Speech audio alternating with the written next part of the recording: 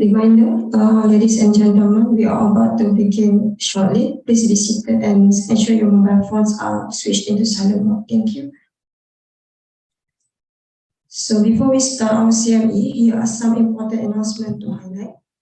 For attendance, kindly scan the QR code on the screen, which will be displayed before and after CME session, or use the attendance link provided in the live chat of our YouTube channel. For those who join the CME via online, any questions are welcome through the chat box in our YouTube channel. Bismillahirrahmanirrahim. Assalamualaikum warahmatullahi wabarakatuh. Very good morning to our honorable guest, Dr. Tengku Anas Fatih bin Tengku Ahmad, Deputy Hospital Director, Head of Departments, Specialists, Medical Officers, Nurses, and the rest of National Visit Staffs. First and foremost, I would like to thank you for everyone for allocating your time to attending our CME session today. I am Dr. Amira from Medical Department, will be your MC for today. Without further ado, I would like to invite Dr. Siti Nur Fazihan binti Najib, a psychiatrist from Psychiatry Department, to present today's CME with the topic Embracing the Future. Please welcome.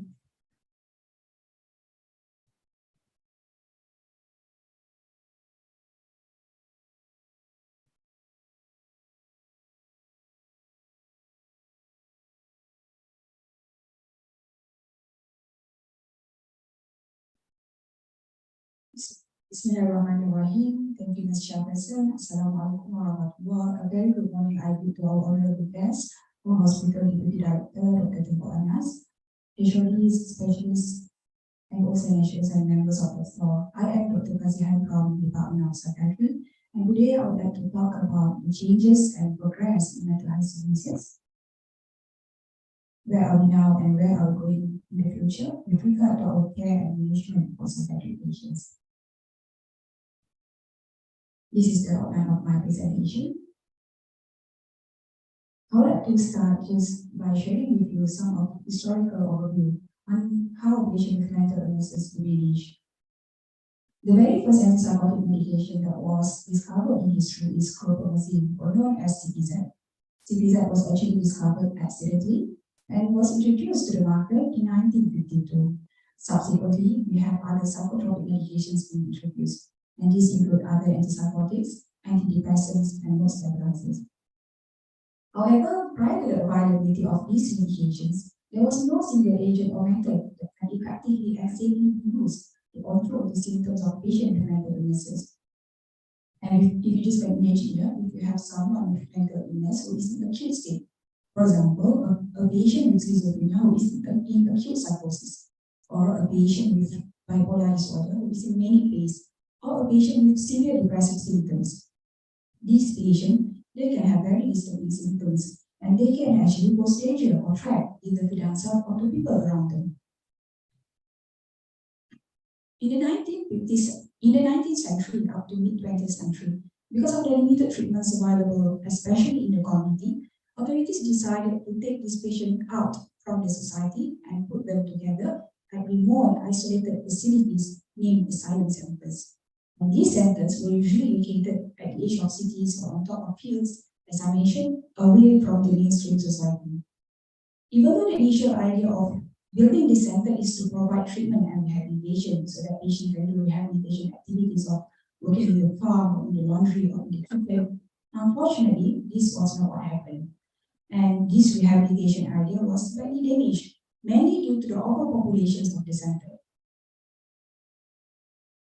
Just to quote some numbers, in 1950 in the United Kingdom, it was reported that around 140,000 patients were kept in 140 asylum centers all across the country. And these 140,000 patients, they were of a variety of diagnoses, ranging from intellectual disability, behavioral problem, epilepsy, psychosis, mood disorders, and even dementia. These centers, they have similar features. They have large wards, in which ward there were hundreds of beds. Beds were arranged very close to each other. There was no room for personal belongings, no personal space, no privacy, basically. Activities were pretty much regimented in nature. Treatments and practices were obviously not evidence-based. The most common practice is locking out and chaining patients, leaving them in isolation room for a long period of time without proper observation or monitoring. They also perform this insulin shock therapy. This is a medical procedure in which patient was administered with insulin to induce coma, and this was repeatedly done up to 30 times with insulin dose being increased every time. Electrotherapy is quite similar to our electroconvulsive therapy or ECT, a special procedure that we perform on our selected patient nowadays. This procedure aims to deliver electrical stimulus to the brain to rebalance all the neurotransmitters kind of reboot the brain. But back then, it was performed while the patient was fully awake with no anesthetic agent or muscle relaxants given, and it was done in a more frequent manner. Lobotomy is a famous procedure in the 20th century. It involved using sharp surgical tools to sever the neural connections in the frontal lobe of the brain, the lobe that is known to control our higher cognitive functions.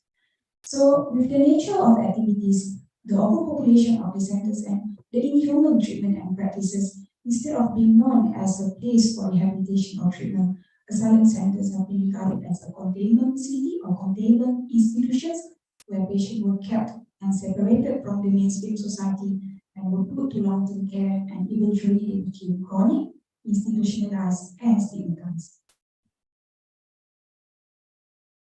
1950 onwards is the period when we started to see the asylum being impacted in the process of known as deinstitutionalization. The main drive behind this process is number one, public opinion regarding the centers.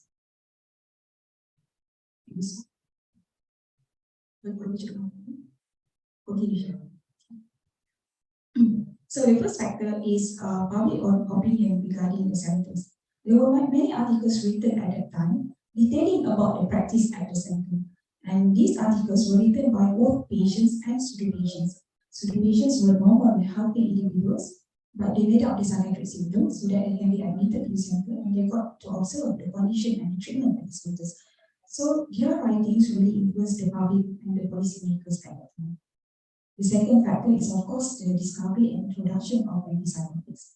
People then started to realize that there is no treatment that can control the symptoms of this mentally ill patient, and this treatment is more human and more ethical in nature. People don't have to be separated from the family, they can stay in the society, and they don't have to experience all the traumatic practices at the asylum center.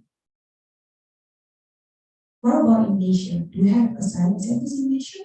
Yes, we do. Actually, the first asylum that was offered in Malaysia was in Penang. It was called the Lunatic Asylum of Penang, but it was just a small center and it catered a specific population of colonial settlers at the time. The four famous asylum centers were known as mental institutions. The first one is Hospital Bahagia Quinto in Perak. Then we have Hospital Permai in Johor, Hospital Sentosa in Kuching, Sarawak, and Hospital Misra in Padang, all the Kalimantan. These institutions, they used to have long-stay patients, but following deinstitutionalization, they function more like general hospitals now, and they only keep the long-stay patients who have become disabled enough to live in the community. So I mentioned deinstitutionalization a few times now. What is it actually? It is defined as discharge of patient and replacement of long-stay psychiatric hospital with smaller, less isolated community-based service alternatives for care of mentally ill people. It is actually one of the main components of reformation in mental health services following social, political, and economic change that does not only occur in Malaysia but all over the world. Deinstitutionalization involves two processes. The first one is discharging of patients from hospital to community, and the second is provision of adequate resources for good community care. Actually, if you think about the processes, the second process is like a prerequisite for the first process to happen. In order for you to discharge this long-stay patient back to community, and in order for you to maintain the mentally ill people in the society, You have to get adequate support, you have to get adequate resources so that you can provide good community care service to these people. The second component of the reformation in mental health services is decentralization. In our country, this movement led to the integration of psychiatric services with primary and general health services. In 1958, we have our very first psychiatric ward opened in General Hospital, which is in Penang General Hospital. And the third component is the enforcement of policies and legislation and development of framework. Mental Health Act or MHA and Mental Health Regulation MHR were both legislated in 2001 and 2010. These two documents replaced the old Mental Health Ordinance that was enacted in 1952. These two documents basically consolidate the laws relating to mental disorders, specifically about provision of care and the protection of persons with mental disorders. Previously, in Mental Health Ordinance, there is emphasis on segregation of psychiatric patients in the institutional settings, but MHA and MHR have replaced this with encouragement of treatment in the community setting. And another important amendment worth to take note is pertaining to private sector.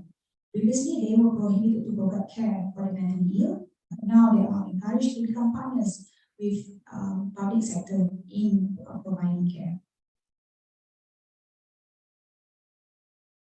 Another important document is the Malaysian National Mental Health Policy that was developed in 1998 and updated in 2005. This policy talks about the advocacy, promotion, prevention, treatment, and rehabilitation of the mentally ill patient. We also have the Malaysian Mental Health Framework. It was developed in 2002 and it acts as a blueprint for the planning and implementation of the mental health services in Malaysia. It is from this framework that our operational plan for community mental health services was formulated. So we can see from here that the three components of reformation, the institutionalization, decentralization, and the legislation of laws and development of framework, these are all strategies to reform our mental health services from custody-based care to community-based services. I can't see my slide here. Someone override me.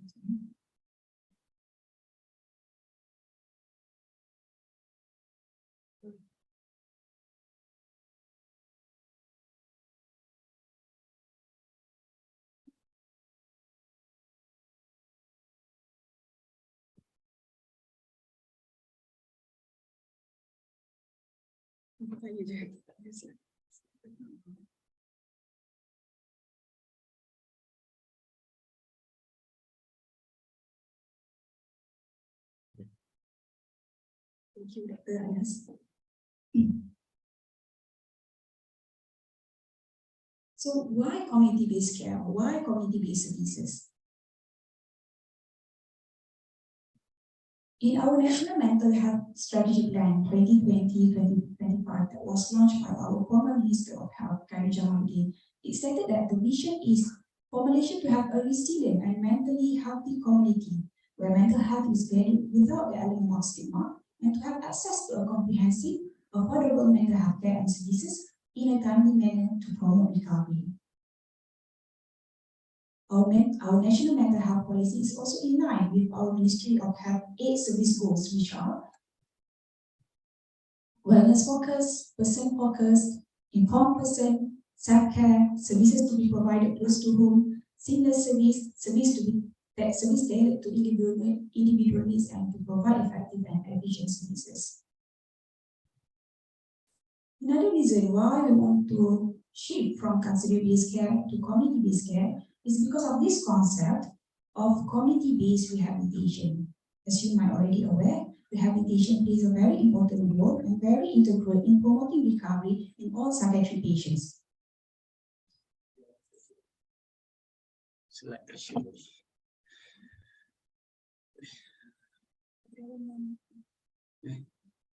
Dengar.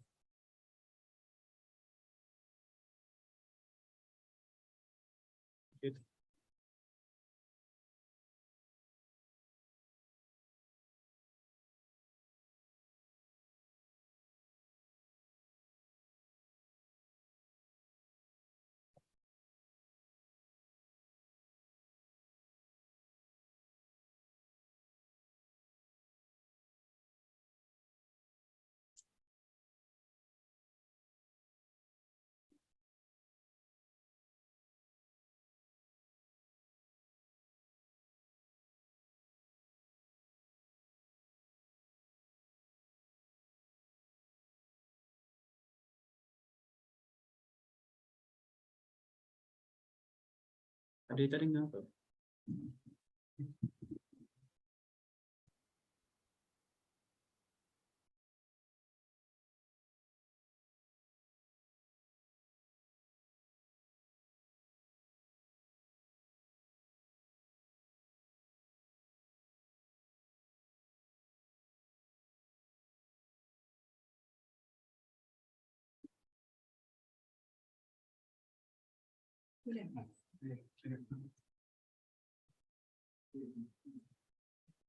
So as you are already aware, rehabilitation plays a very important role and very integral in promoting recovery in all psychiatric patients. Even though there is no universal definition of recovery, as it is considered as a personal process that is unique to individuals, rehabilitation, however, is a means or mechanism in achieving it. CBR or community-based rehabilitation simply means rehabilitation occurring in the home and community settings. And CBR is actually a general concept. It is just not specific to psychiatric patients, and it involves all individuals with disability. WHO has defined CBR as strategy within general community development for the rehabilitation, equalization of opportunities, poverty reduction, and social inclusion of all people with disabilities.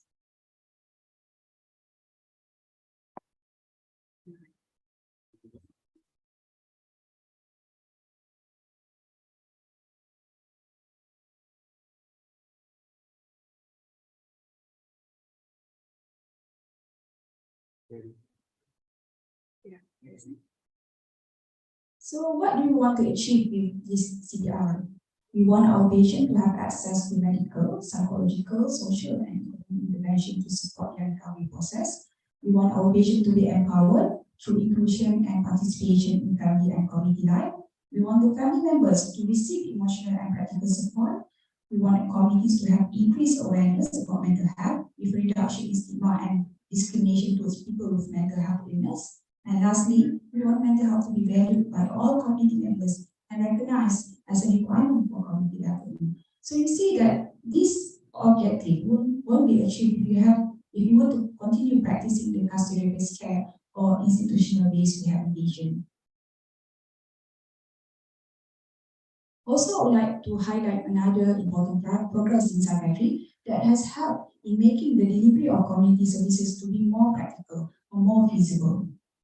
Thanks to the advancement of science, we are able to improve our pharmacological treatment over time. The first generation antipsychotics or FGAs, such as CPZ, haloperidol, clozapine, etc., they were the first medications discovered. Undoubtedly, they have good efficacy in controlling the positive symptoms of schizophrenia. However, they are strongly associated with the disturbing side effects of extrapyramidal symptoms or EPS. Patient can experience pseudo-Parkinsonism symptoms of rigidity, tremor, and bradykinesia. They can have muscle spasm, known as thalamic dystonia. They can have involuntary movement of thalamic dyskinesia, or they can have inner restlessness, known as akathisia. So FGAs, they have good efficacy but poor tolerability, and because of this, they've been linked to risk of treatment inadherence and hence risk of causing relapse.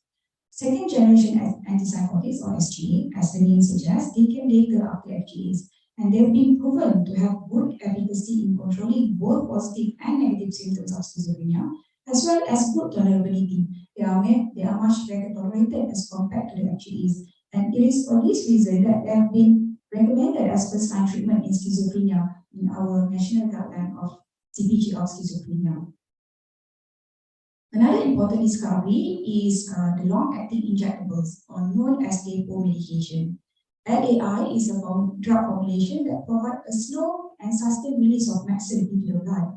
It is commonly practiced now, particularly in those with poor adherence to oral medication and those who is in high risk due to frequent relapse and hospitalization.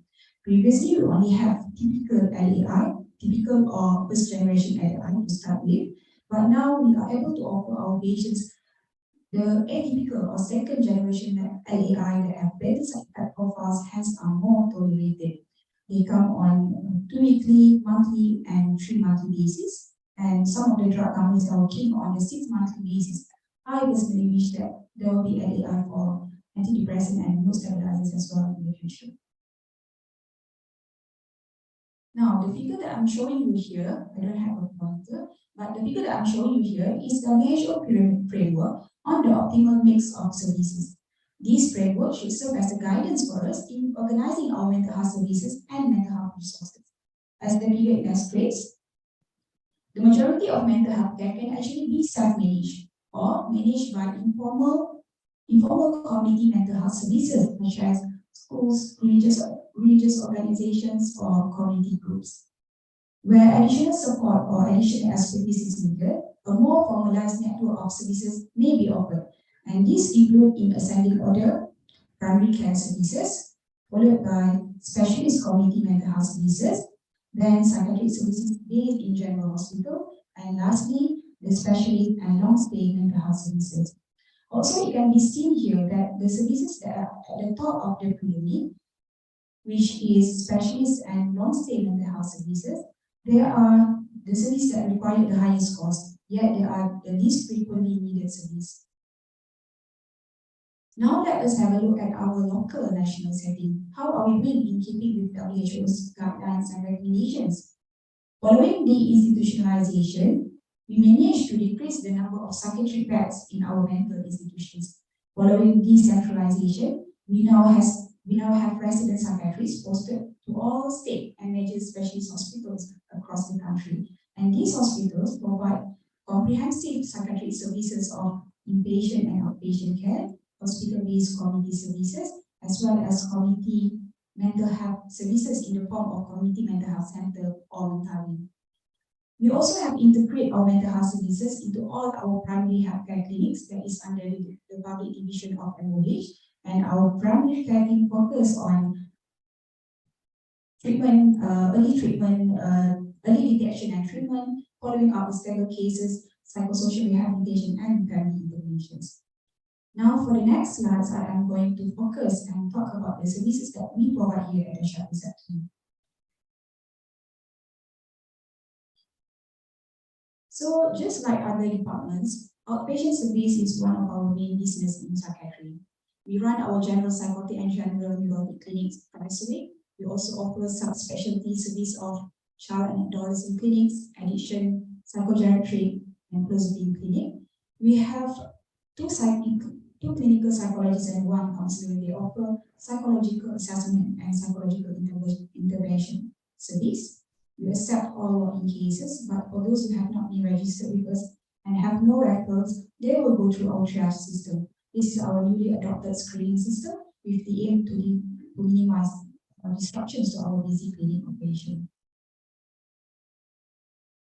This is just to show our outpatient complex that consists of clinic counter, consultation rooms, satellite pharmacy, injection room, and OT activity room. Our child and adolescent clinic is separated from the psychiatric complex. It is situated here in this building at level 5.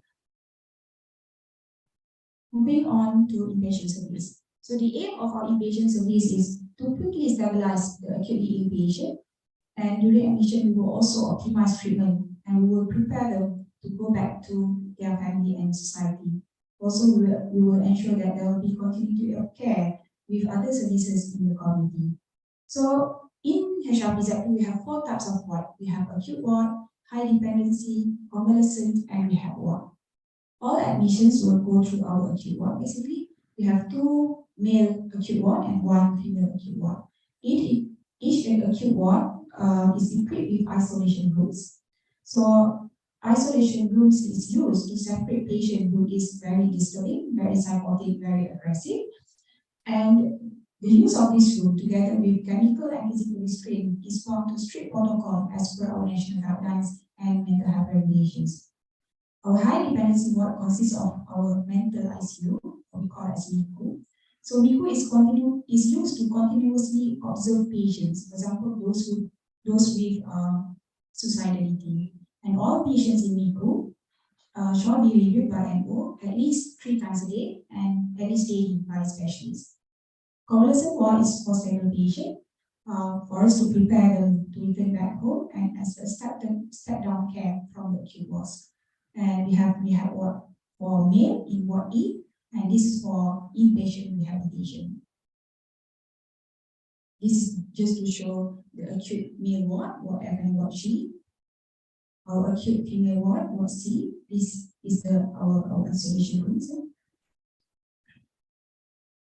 Our recruit and ward D. This is the substation so that they can continuously monitor patient in the room. Moving on to rehabilitation service, we offer rehabilitation service in all service settings, in inpatient, outpatient, and community setting in the form at the Mentari. So when a patient is admitted, once the patient is more stable in terms of not heavily psychotic and able to follow instruction, we will enroll the patient into our rehab program. So our rehab program includes psychoeducation. This is a special session where we educate patients in detail regarding the illness, the signs and symptoms, the importance of medication, as well as illness and crisis management. In fact, before and after the psychoeducation, patient will seek for special assessment. Family intervention is also commonly done. This is to address the psychosocial aspect of patient's illness. We also train patient in personal, domestic, and community ideals, as well as specific social skill training. Cognitive remediation program requires specific modules and trained facilitators, and it is not something that we routinely done here at Shakti team. Also, we offer job training and placement to those who are interested to get back to work. And recently, we just started collaboration with Perkeso under our Restart program to help and prepare our patients to work. We have Ward E. And occupational therapist is actually one of main players in providing rehab services in our department. And these are specific designated areas that are used to conduct rehab activities for both of our inpatient and outpatient. This is just to show our individual and group psychoeducation session, family session. These are some of our rehab activities and projects that we initiated and conducted here at Shakti. We also collaborate with other agencies such as college community in providing specific skills training for our patients. It is actually good to know that college community offer a variety of interesting short courses for public at very affordable price. And if you are interested, you can have a look at their application. Okay. So this is our Restart clinic. It is part of the Restart program. The partnership program with Perkeso aim to support our psychiatric patients in job employment.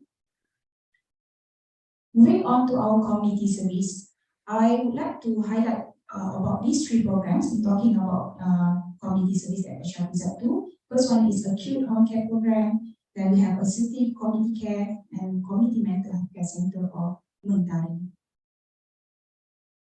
So acute home care program, as the name suggests, this program is for the acutely ill patient.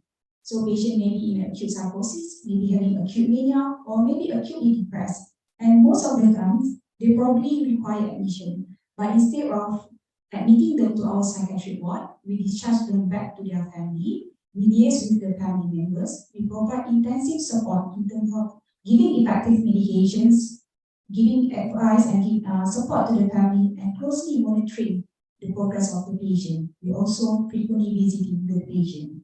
So we have two main aims for this program. The first one is we want to minimize the hospital admission, and second is we want to maximize families' participation in caring for and stabilizing for this acute patient.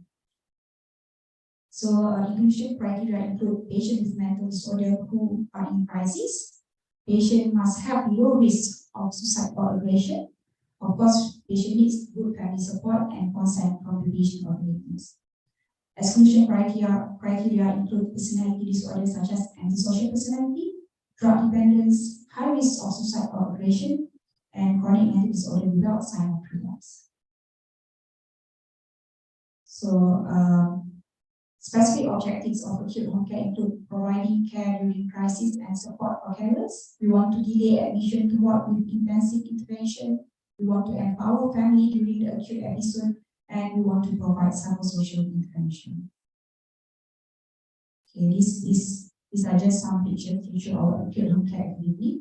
This patient, she is a schizophrenia patient. She was heavily psychotic when she was first referred to us. We could not even engage with her because of her paranoid behavior and paranoid illusion. But after initiating treatment and after a few visits, Patient showed gradual improvement, and on the last visit, is more forthcoming, and other psychotic symptoms has also resolved. We then discharge her back to our general psychotic unit. This is another schizophrenia patient that experienced auditory hallucination, hearing voices asking her to wander off around the village. Because of this, family need to put her in isolation room in her house. After a few visits and after initiating treatment, the voices are not disturbing anymore, and patient doesn't have to be isolated anymore. Moving on to assertive cognitive treatment, or ACT. So unlike acute home care program, this ACT program is meant for stable patients. They are not acutely inpatient, but even though they are stable patients, they are considered as high-risk patients due to a number of possible reasons. They might have history of frequent admission, or non-compliance, or non-compliance to medications, or difficulty in engaging with our service. So what we want to do is we want to provide continuous and accessible care so that they don't go into relapse. So inclusion criteria, as I mentioned, patient can have psychotic and mood disorder. Patient is considered as high risk due to history of no adherence to treatment, frequent paralysis, admissions, and prolonged psychotic episode. And we accept patient with comorbid substance abuse as well. And exclusion criteria, personality disorder, a homeless patient, or high-risk behavior such as suicidality and disability. So specific objectives of ACT is to detect early signs of relapse and delay admission, improve engagement, ensure adherence, monitor symptoms and side effects, provide psychosocial interventions, empower the family and community, reduce stigma and discrimination, provide care in patient's own environment. So our assertive visit is just like clinic follow-ups. We do basic vital sign monitoring, we do assessment and clinical consultation, but all of this happen in patient's own environment. This is to show this picture showing our staff giving the medication to patients. Our assertive team not just consists of doctors and paramedics, but we have also supporting staff, including OT, clinical psychologist, and social work officer. So this picture shows that our OT doing personal area training as well as hygiene and grooming activity for the patient. The last service in the community service is Community Mental Health Center, or Mentari.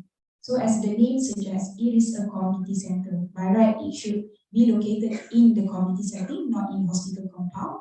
And this center is to provide care, including screening, diagnosis, treatment, and rehabilitation of any person suffering from any mental disorder. The person in charge of this community care center is a medical officer with training and experience in psychiatry. And this center is under direct supervision of the nearest psychiatric hospital or department. And the service at the centers include outpatient service, community psychiatry, rehabilitation, as well as job training and placement. So who are the target groups for this center? There are two target groups. The first one is the psychiatric patient themselves. Because by having this center, we want them to have a sense of belonging to a community.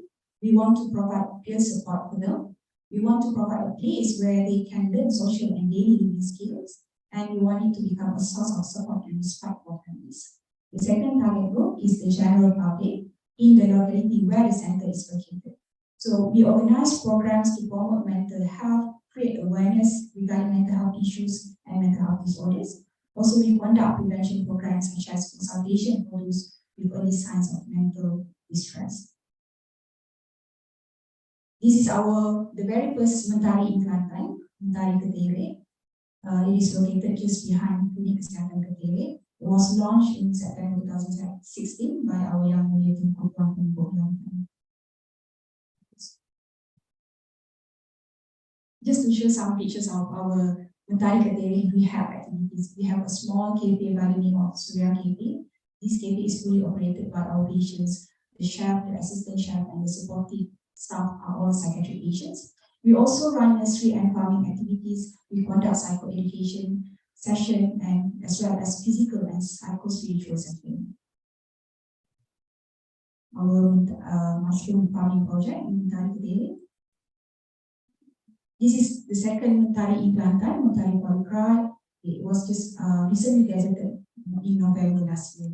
And we have two other Mentaris they are still under progress. This one is Mentari pasimas and Mentari tanamera, still under progress. So we almost come to the end of the presentation. This is actually my last slide. To recap, I've been talking about the reformation in mental health services in our country, and these reformation lead to the establishment of current mental health services, especially community service. So there might be a question raised. So now, psychiatry, if you want to focus on the community service, do you still need beds in the hospital? Do you still need to have ward in the future? The answer is yes, we still do. Just like other patients with chronic illnesses, our psychiatric patients can go into crisis and can have relapse symptoms, and their relapse symptoms can be so severe that they cannot be managed in the community. For example, a patient who is highly suicidal, highly psychotic, and highly aggressive. So these patients still need to be admitted to psychiatric ward for acute stabilization before they can return back to their community. So yes, we still need psychiatric facilities in the future.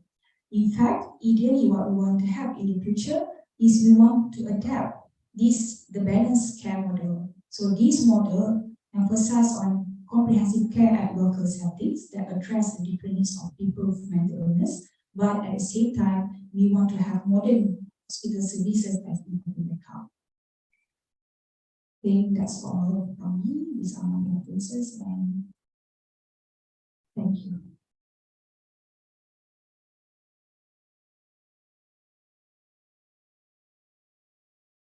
Thank you, Dr. Fazihan, for the very good and informative presentation. Now, I would like to open for any questions or opinions from any member of the floor.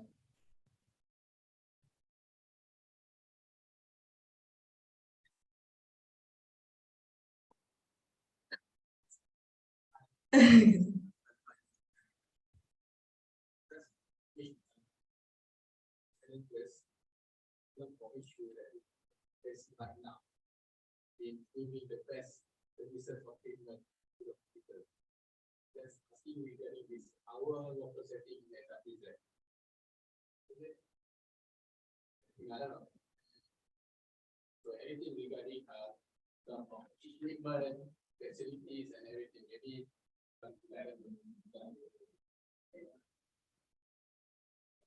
because we are talking about right? So maybe thinking giving the best in the future. Still have some issue in the level of this setting. So just to highlight to you that saya pernah kerja in 3 different kind of homes. Kerja dekat Student Kosa, which is an institution, pernah kerja without ward, and now with wards. And we are the biggest actually, the biggest hospital setting. So the main challenges now is we are compared to other facilities in Malaysia, ni tak masuk overseas. Saya pernah attach sekejap dekat Australia. So we are far behind. So we try to improve our service, especially in Malaysia. Our patient kita dah improve community services, we are much improved. But in patient setting, we still considered as far behind. So kita So I was just came back from Syarat Pemerintah in March. So we were in the process of remove the grill actually. So we are still, because one time our staff be admitted there, so somebody condemned. So our ward macam penjara. So we want to remove that grill, but we have to make it how to say, we still have the isolation ward, but with much better apa tu dia punya so we remove the grill, but mungkin dari segi we want fully act on so macam So I think the nearest facilities that I can yang latest yang ada kat Malaysia ni dekat dengan because they are the newest kind of inpatient setting that kind of facilities that we want. So we still so if we have more budget later, I would like to improve the service so that we can remove the all the grills so that we can replace with more kata lebih selesa dan apa patient we can give better care for the patient with in terms of dari segi facilities dia punya keselamatan still okay lah. So we don't have kalau boleh yang pakai key kita tak payah pakai kunci-kunci lah. So that is fast, yeah. So access card. So we still have a lot to improve. I think we need a lot of budget for the time being. We can kalau ikut nak yang lebih macam perjalanan itu, tapi kalau boleh improve yang current service pun better. So kalau compare overseas, saya pernah attach di Australia, dia punya ward tu macam di India. Setiap patient ada specific room for them. They have more privacy. But of course kita tak mampu nak buat up to that level. But at least we can, kalau orang datang review melawat tu, they don't see as patient kita macam terbunuh macam dalam penjara. So that's our future harapan kita. Equipment, of course, kenderaan sangat perlu. Like we want to do the community services, most of our patients they don't have logistic quite problematic. We want some of them they don't have transportation. So masa kat Kuala Lumpur kita pergi from di rumah patient kita ambil semua datang for rehab. But here we don't have enough transport to do that. If we can, so we can take more patients to come for rehabilitation. That's very important for especially schizophrenia patients because some of them they will lose their skills if we don't treat them properly. So medication plus rehabilitation is very important, especially for patients with chronic illness. So if we can provide faster to the patients so that we can have more patients.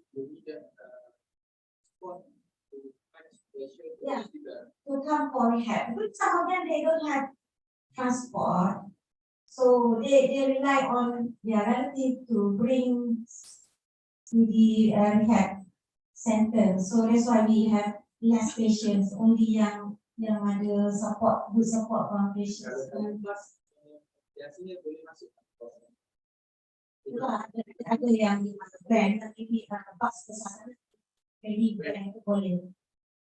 Some of them they were very poor and they live in rural areas, so it's why kalau kita nak harapkan. So now we try to buat rehab center dekat facility orang macam Mas, we are trying to buat satu mentari dekat ni, dan kalau kena ada satu reason for us to build the mentari nearer to the communities is for them to for rehabilitation.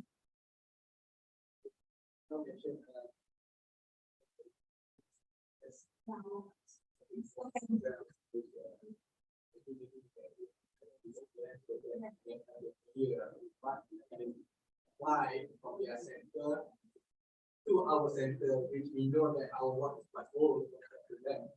I think they have a legal for them. Yeah, they are complex. I agree.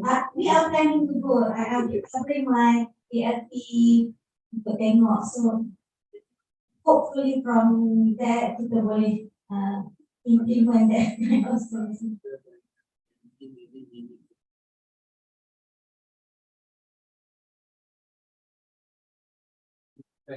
Not everything they are complex that we apply to our problem here.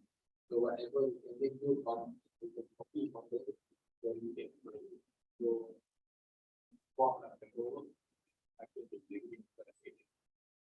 especially the removal of the field, we want to know how will be the setting in our reward in terms of safety and security.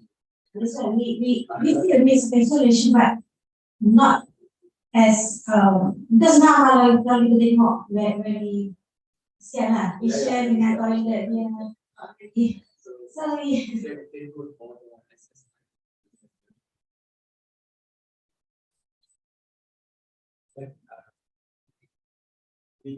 manpower, military intervention at the time, we have enough manpower as like what you plan for or not? willpower still okay as long as we, because now we have more handles, more specialist staff lah, kena tambah sikit. It is as long as because we are not only using kita pakai chemicals restraint. That's why we safety now, document management kita take very fast.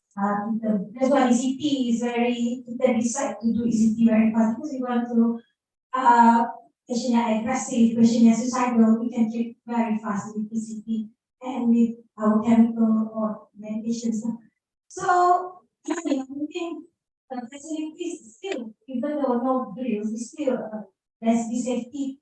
Patients still kita nak prevent from running away and absconding is very high. Psychiatric patient.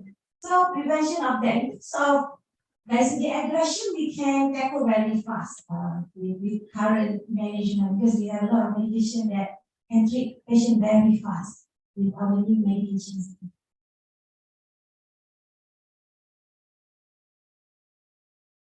Any questions?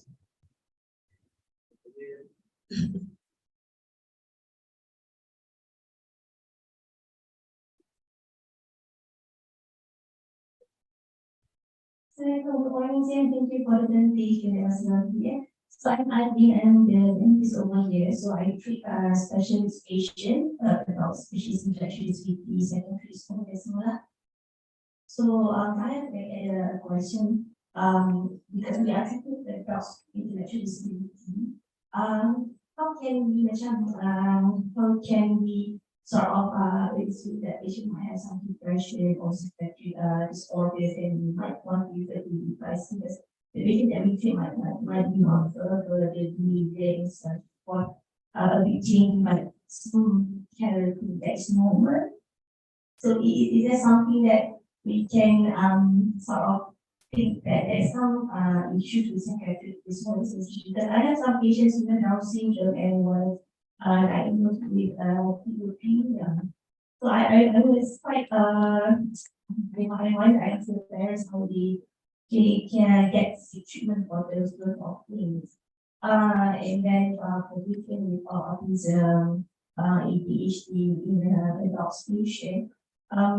Is there any way that we can refer for behavior though they are already adults? Because I know that children and adolescents are susceptible to handle these patients, but when they are 18 or the voice is above, the family or the parent tend to sort of please do access in a moment. I don't know, I must treatment. So I'm not sure that I'm ahead. We don't want to be overplaying with our nesting that is actually as a referral or actually actually handle the that is actually follow up in treatment. Thank you.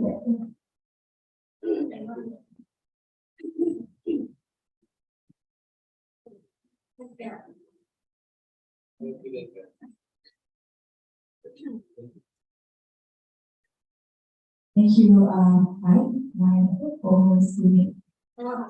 So, yes, it is difficult when it comes to intellectual disability. Even first in psychiatry, even to diagnose someone with schizophrenia who has the underlying intellectual disability is not easy. That's why we have another thing that we usually use is finding psychosis. We cannot, because as you mentioned, patient cannot talk, they can't express themselves. So it is difficult to get symptoms from patients. And if we cannot fulfill the SFI criteria of schizophrenia, instead of diagnosis schizophrenia, we will put as psychosis.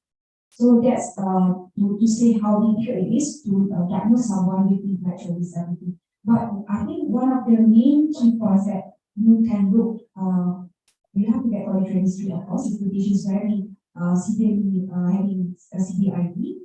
So one of the key features that we want to ask from the family members is the functioning. Because all psychiatric disorders basically we're looking for impairment in functioning. So in social functioning, in personal functioning, in occupational. So this is one of the features that you can ask the family members. And if you suspect yes there is impairment in functioning, you can speak to us and we will assess it. Okay, you may take eyes on us. Actually, IDs, autistics, would you consider as a brain disorder, developmental disorder, meaning that their brain has some damage. So when they are diagnosed as such, we don't diagnose them as schizophrenia or what, but they might have symptoms as schizophrenia or bipolar or what. So the treatment is still the same. The only problem is why most of them actually they have behavioral problems, which is a family don't tackle it as early as during childhood. That's why the most important is to treatment as early as possible because sometimes they use their behavior to menarik their parents. They have actually most of them are behavioral. Of course, some of them they have some kind of psychotic or mood disorders. So we can treat them as other patients. The problem is of course because of behavioral issue, we don't tackle as early as possible. So even though we treat their psychosis, they may still have problems in terms of behavior. That's why you can refer any kind of problem to us, but the treatment is not as simple as treating pure schizophrenia or bipolar disorder yang normal from normal to compared to this with early developmental disorder since early. So we have to encourage parents who have this kind of problem to come for treatment as early as possible because once we give rehabilitation so that they don't have their behavior will be better controlled when they are adult. So I think hopefully answer your questions.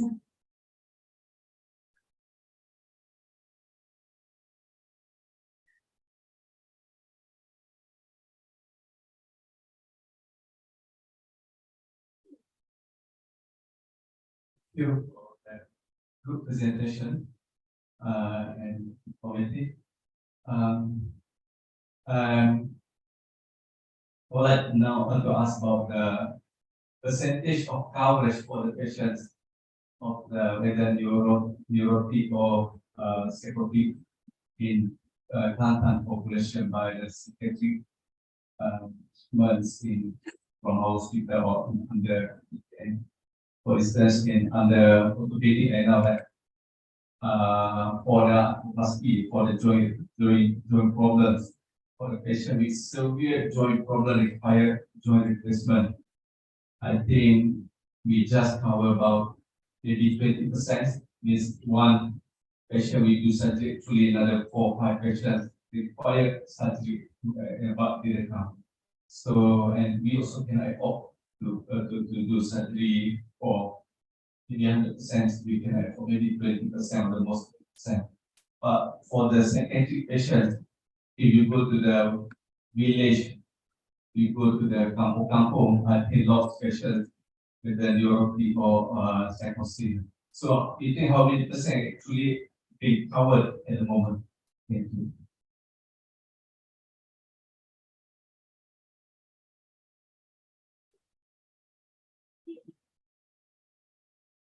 Problem masyarakat kita delay kan for treatment. So if they come early, improvement is 100%. Tapi because of delay, average patient kita datang after 2 years. 2 years to a lot of damage to the brain. Actually, all mental illness they are related to the brain. So bila dia delay, ada yang sampai 20 tahun baru datang treatment. So I mean, especially yang neurotic, kalau they come at very early, memang 100% improve. Masalah patient kita satu lagi dia tak nak comply with medication, they are so scared to take medication because Kalau yang skizofrenia bipolar semua dia kena long term treatment, maknanya for life. So most of our patient kalau tengok kat kampung yang tua tu, yang chronic tu actually they don't take medication at all. Still a lot. So this is our kita semua ni bertanggungjawab untuk, saya rasa staff hospital sendiri pun lambat datang buat treatment kan. You still believe masih lagi masyarakat kita percaya buatan orang dengan sihir austerity until dia dah tak nak. Saya ada seorang cikgu sampai depression diagnosis dari kecil. Because depression sampai dia tak kena terminate lah. So only come for treatment after they try to attempt suicide. So di masyarakat yang educated, yang tak educated, cakap kalau kita dulu orang datang okay reform 20 years dah not well. So saya kata kita dapat treatment dulu. So dia tak boleh bawa. So, saya pergi rumah, dia pegang barang. So dia dapat treatment pada day one. Support from JKM benefit. So kalau kita actually kalau schizophrenia lah, dia punya improvement dia balik 30% boleh improve 100%. 1/3 lagi dia improve di treatment, bila stop dia akan relax. Yang satu lagi yang last tu memang chronic, walaupun di treatment still they will become chronic with symptoms, tapi at least dia tak agresif, dia boleh stay at community lah. So in terms of kita cover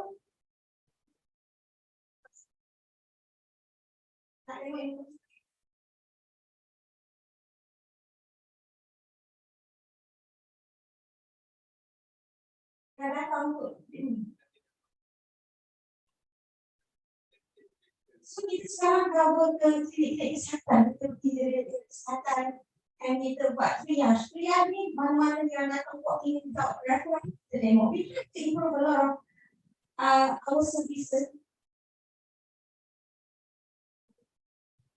Yang kata buat treatment very ni lah. So kita try to cover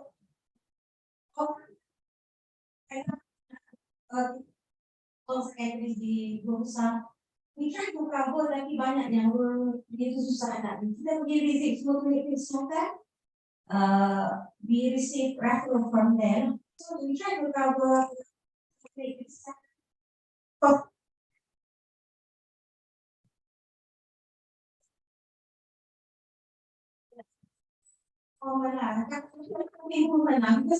Kalau kita pergi klinik kesihatan yang kalau refer ke sakit tak datang, tapi kalau pergi a lot of them because they stigma, kalau datang sini rasa macam mental kan, kalau duduk klinik kesihatan memang banyak pergi.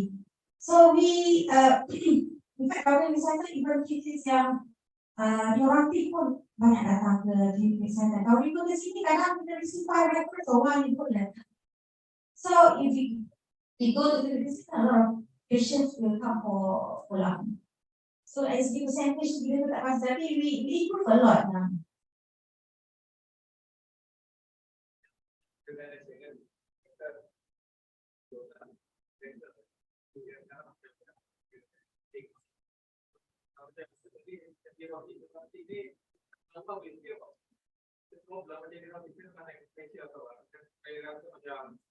Lagi kepada nanti tentu masa ke double dosing itu memang sudah mengejar.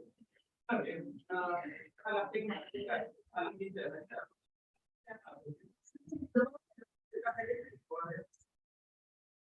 Saya itu bakal ini satu benda yang susah kita dah baca.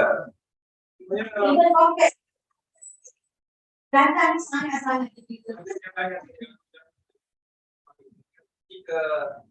Jika kedering lah kata petani. Walaupun tertarik pun kalau nak jadi stigma juga. Sebab petani itu pada mental.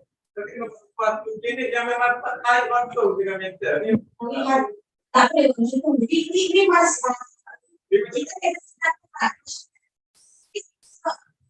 People still associate psychiatrists dinner as a one.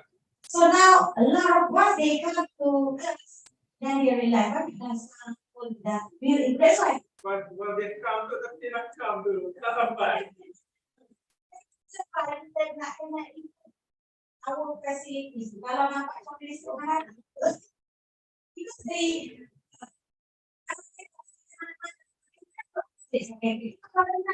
saya beberapa kali saya buat the secondary services in the main building. So anak semua yang semua yang salah, ini yang salah kan?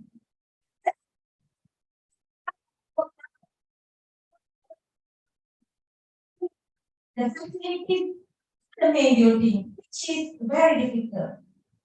The mentality of the apa ya? Kan yang ini special. Saya doa lagi. Kita tu building datang dia nak sesuai sangat dia dah mudah untuk di kita lama. So this is our mentality kita semua ni kan passion kita. Kita tengok pasal dia pun duduk di sebut lawan cikgu semua anak ni. We are the person yang isolate secondary. So siapa nak salah? Banyak apa isu ni sajalah. Dia sebenarnya kita duduk sama-sama dengan dia makan lain. Buang ke stigma. Jadi macam letak cuba bikin serius tak guna tapi at least neurosis ni orang tak nampak stigma sangat. Malah tiba-tiba depression boleh catch earlier. We want that kind of space tapi we were isolated by people.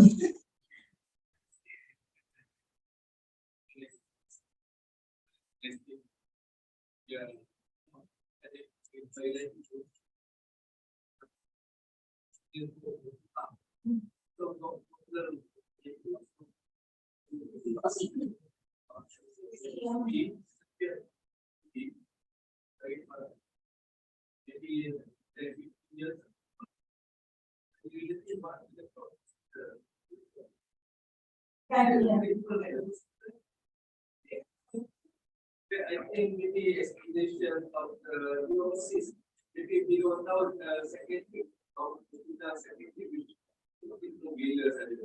Tapi neurosis itu maybe very yang perlu buat promotion ni and they have a lot of budget actually to do promotion. Cuma kena kerja sama. Kita boleh bagi the service cuma awareness. Ini kerja staff hospital to give awareness to all the people yang orang sangat takut.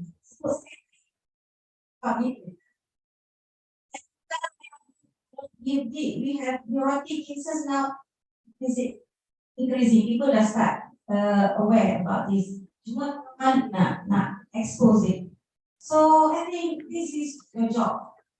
Your job to give awareness.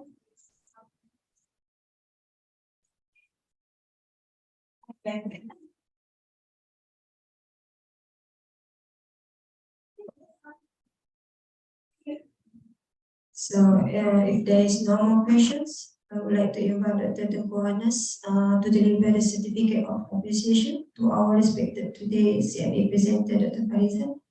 Please welcome. Fazia, sorry.